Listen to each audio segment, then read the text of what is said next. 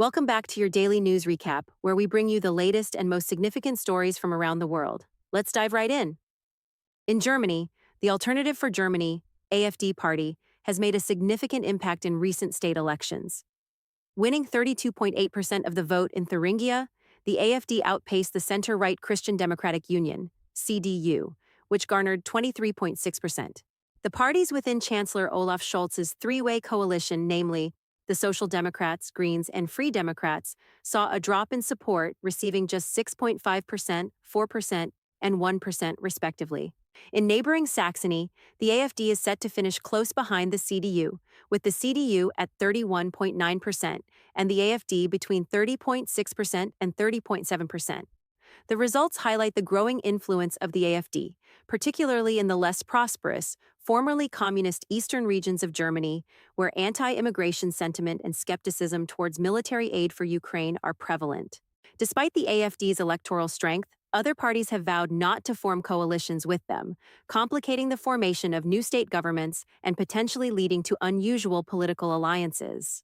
Turning to the UK, new data from the Office for National Statistics, ONS, reveals a concerning rise in suicide rates in England and Wales, reaching their highest levels in over 2 decades. In 2023, 6,069 suicides were registered, up from 5,642 the previous year. The male suicide rate has reached its highest point since 1999, with 17.4 deaths per 100,000, while the female rate, though lower, is the highest since 1994, at 5.7 deaths per 100,000.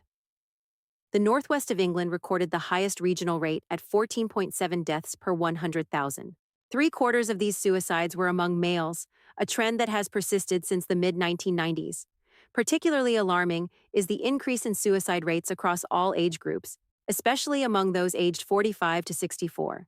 In the Aegean Sea, smugglers are adopting increasingly dangerous tactics to evade capture by the Greek Coast Guard.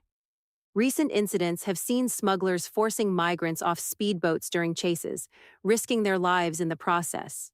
Last weekend, 2 such incidents were reported. Near the island of Kos, 5 migrants were forced into the water as smugglers fled, and in a separate incident off Simi, 3 migrants were pushed off the boat as smugglers escaped to Turkish waters. These incidents mark a shift in smuggling methods, with gangs now using high-powered speedboats instead of the smaller dinghies traditionally employed. Greek coast guards have responded with increased patrols, resulting in arrests and rescues, but the new tactics pose significant risks to the migrants. A new study has raised alarms over the potential health risks associated with daily marijuana use. Research from the Keck School of Medicine at the University of Southern California has found that habitual cannabis users are 3 to 5 times more likely to develop head and neck cancers than non-users.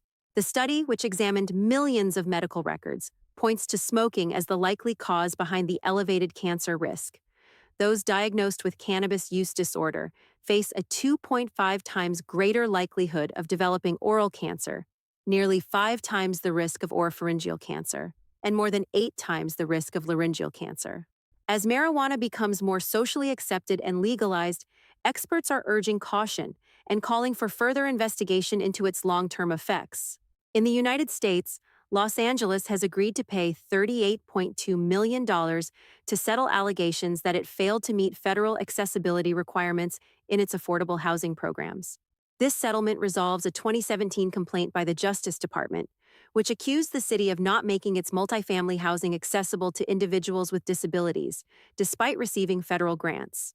The Department of Housing and Urban Development provides grants to cities like Los Angeles to support affordable housing development, with federal law requiring a portion of units to be accessible to people with disabilities.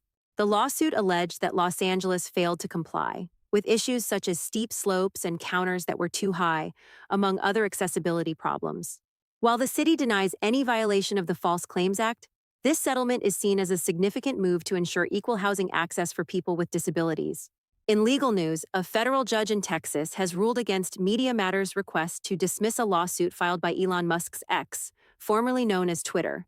The lawsuit, which will now proceed to trial in April, stems from a Media Matters report that alleged hateful content on X appeared alongside ads from major companies, leading these companies to pause their advertising on the platform. X's attorneys argue that the report was intentionally deceptive and caused financial harm to the company.